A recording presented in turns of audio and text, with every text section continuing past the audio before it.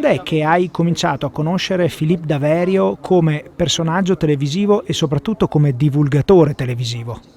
Beh, è stato nel 2001, credo, quindi agli inizi della sua celebre trasmissione Passepartout, facendo semplicemente zapping nel primo pomeriggio della domenica dopo pranzo, mi sono ritrovato incredulo di fronte a questo programma.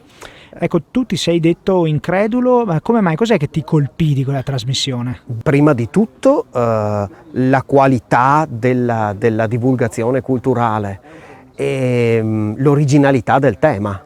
Il fascino delle sue trasmissioni che sono state Passepartout, poi trasformato in Il Capitale ed Emporio Daverio, è quello comunicano il senso del viaggio di scoperta alla ricerca dei luoghi fisici o mentali, dell'armonia, della bellezza e della densità di significato. Ed è esattamente, posso dire, il genere l'unico o il migliore significato che io stesso sono riuscito a dare alla mia vita. Ecco. Alcune settimane fa Daverio è scomparso. Quale eredità lascia alla RAI, secondo te, ma anche in generale al tema della divulgazione per quanto riguarda il patrimonio storico del nostro paese? Beh, io credo che lui aveva la straordinaria capacità di non essere soltanto un divulgatore. In sostanza riusciva a creare dei cortocircuiti interpretativi inediti e originalissimi tra i vari fatti artistici e a volte francamente geniali. Questo modo spesso ironico e intellettualmente disinvolto di attraversare il mondo dell'arte e il mondo della cultura da autentico antropologo culturale è la parte centrale, la parte più importante del suo lascito culturale, che spero qualcuno riprenderà in mano. Philippe Daverio è venuto un paio di volte a Vicenza, forse ben più di 2, e ha parlato anche del rapporto che c'è tra la nostra eredità da un punto di vista storico e architettonico e il paesaggio italiano. Come mai questo tema per Daverio era così delicato e così importante anche? Se c'è una personalità che assieme ad altri come Tommaso Montanari o Salvatore Setti è riuscita a sottolineare il fatto che che la straordinarietà e l'unicità dell'Italia sta nell'essere un museo diffuso, cioè nell'avere un tessuto culturale che è intimamente connesso con la realtà sociale dell'abitare, del vivere, del presidiare il territorio e che si integra con quella forma, potremmo dire, visibile dell'anima collettiva di un popolo, che è il paesaggio, ovvero il matrimonio fra il dato naturale e l'antropizzazione, il sovrapporsi della civiltà.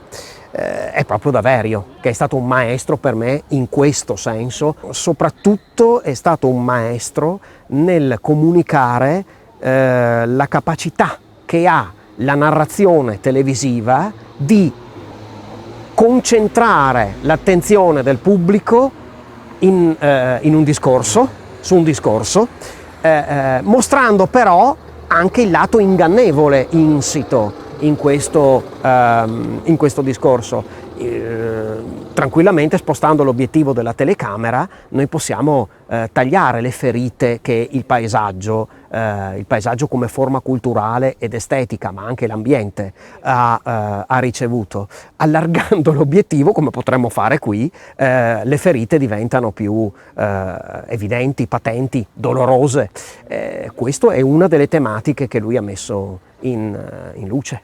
Quando si parla di Daverio si parla però di una persona, di un personaggio televisivo e di un divulgatore che è riuscito ad avere comunque un notevole seguito durante le sue trasmissioni rispetto a temi che in realtà sono un po' marginali rispetto a quello che si vede, diciamo, nella cultura televisiva mainstream. Da che cosa deriva secondo te questo che si può considerare un vero e proprio successo televisivo?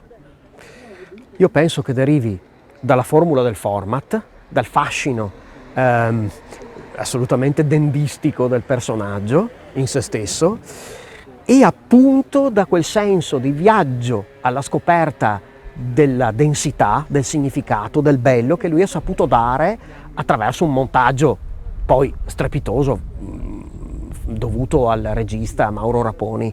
Ecco, parlando proprio del linguaggio, è uno degli aspetti che spesso ha colpito i critici, perché se c'è un personaggio che, adesso usiamo un'espressione così un po' semplicistica, ma che parlava facile, che parlava chiaro, questo era proprio Daverio. Com'è stato possibile secondo te coniugare un approccio linguistico apparentemente così semplice a una densità di contenuti invece così profonda? Perché in realtà i contenuti possono essere afferrati attraverso un apparato lessicale adeguato, ma non necessariamente specialistico. Si tratta semplicemente di utilizzare delle metafore cogenti e di portare in qualche maniera la storia dell'arte, la storia della cultura al di fuori delle accademie. Bisogna avere un certo talento per farlo, sicuramente Daverio non è l'unico a possedere questo talento. Diciamo che era dotato di una ironia e di una fantasia superiori. Ecco, questi gli erano assolutamente propri. Daverio più e più volte, non solo durante le sue puntate di Passepartout e dei programmi consimili, ma anche invitato in televisione, ha spessissimo parlato di Venezia. Un paio di volte è arrivato a enunciare il concetto che per Venezia occorrerebbe addirittura un'amministrazione speciale targata a Nazioni Unite. Altre volte disse che per evitare il decadimento della stessa città sarebbe servita una sorta di milizia in armi. Erano secondo te solo battute? Si trattava solo di boutade o c'è qualcosa di, come posso dire, più ficcante dentro questo tipo di presa di posizione? È chiaro che anche le boutade di un intellettuale di alto livello sono dotate di un peso di provocazione culturale che dovrebbe far riflettere e che in genere riesce a colpire il centro del bersaglio. In realtà la proposta di Daverio per Venezia era quella di farne la capitale culturale d'Europa, e in un'Europa che è costruita per lo più attorno ai concetti di finanza e ai concetti di mercato, il progetto culturale è completamente assente da questo progetto. Si trattava quindi di dotare l'Europa di una nuova visione culturale per il futuro che, come è sempre avvenuto in passato, fosse costruita con pezzi dell'architettura fornite dalle esperienze del passato. Quale luogo migliore per fare questo e per impiantare questo esperimento di Venezia, dando un nuovo senso alla città e un nuovo ruolo alla città all'interno dell'Unione Europea, del continente europeo, della nostra civiltà occidentale, e sottraendola alla logica predatoria della mera della monocultura turistica. Solo apparentemente si trattava di una provocazione, secondo me è una proposta che andrebbe accettata. Ecco, visto che stai parlando proprio di questo, secondo te questa sorta di messaggio che Daverio ha messo in una bottiglia televisiva e poi ha lanciato nell'oceano dell'etere, è stato raccolto poi dalle amministrazioni veneziane, dalle amministrazioni regionali? Direi assolutamente no. L'attuale amministrazione comunale di Venezia sembra essere impegnata ad accelerare il processo di tramonto e di monetizzazione turistica finale di quel che resta, del poco che resta del tessuto sociale della città, da un lato, e l'amministrazione regionale sembra essere troppo impegnata per seguire progetti di superata modernità, vedi grandi opere, o di dubbiosa autonomia o di dubbia autonomia. Fermo restando che Zaia però non appena Daverio è morto si è subito precipitato a ricordarne la memoria e le opere. Beh, insomma, direi che è abbastanza scontata come reazione ed è piuttosto, uso una parola forte, a me sembra abbastanza squallido cercare di mettere il cappello sul trapasso di un personaggio noto